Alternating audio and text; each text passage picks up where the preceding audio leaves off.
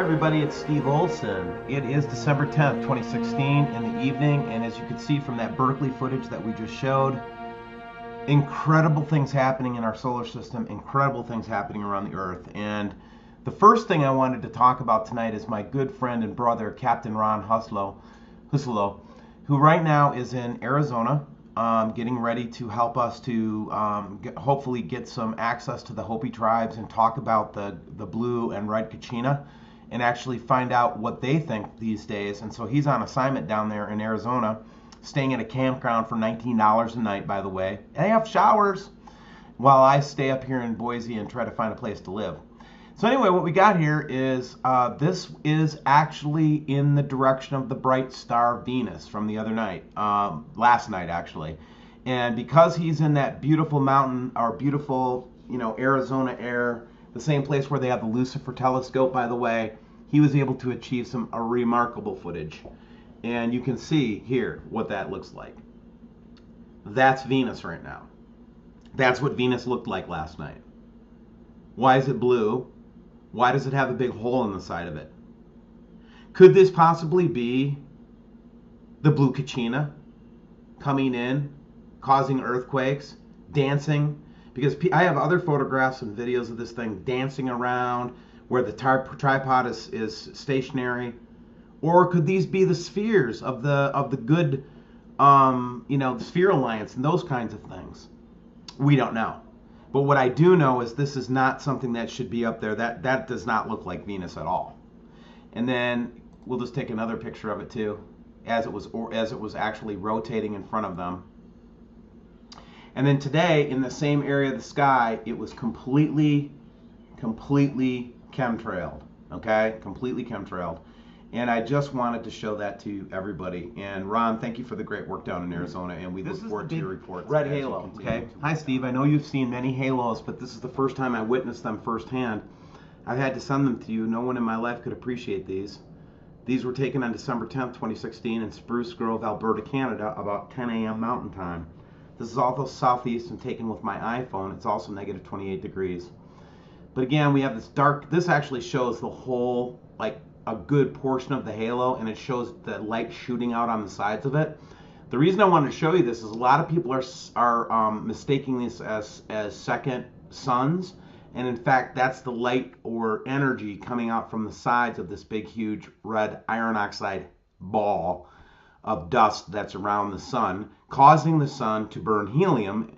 It's picking up the extra electron from the iron, and it's basically turning our sun into, instead of a hydrogen burner, into a helium burner. And one of the things we're concerned about is the fusion on the outside layer of this iron oxide ball, which would bring forth the prophecies both of the Bible, which it talks about the sun being 7 times brighter, and the prophecies of the Lakota, who say, Crazy Horse, who said there would be a large, bright, shining, flashing light that would make the night as day. And then you can also see, this is a little bit more, you can see how they're trying to cover it up with chemtrails, etc. And then finally, just incredible footage. Thank you very much for that. Pictures of Venus the other day actually had, hey Steve, I took these last night facing southwest, 2:30 a.m. with my 10-cent camera. No clouds in the sky, Archer Large, North Carolina. I could see something shining bright, then 2 planets, orbs, or whatever in the sky.